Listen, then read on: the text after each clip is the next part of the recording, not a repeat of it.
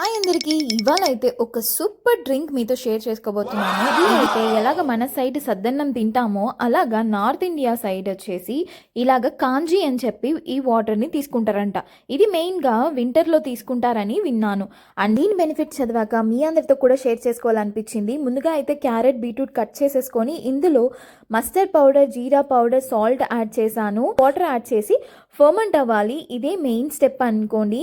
మనం ఎలాగ సద్దన్నం night water వేసి కర్డ్ మిక్స్ చేసి పెట్టి మార్నింగ్ తింటామో అదేలాగే ఈ కాంజీ వచ్చేసి 2 to 3 days సన్లో ఉండాలి అని చెప్పారు. సో ఇక్కడ అబ్రాడ్లో ఉన్న వాళ్ళకైతే వింటర్ ఉంటుంది కాబట్టి ఈ డ్రింక్ తీసుకోవడం చాలా బెనిఫిట్ అని అనిపించింది. నేనైతే ఇది 2-3 టైమ్స్ చేసుకున్నాను.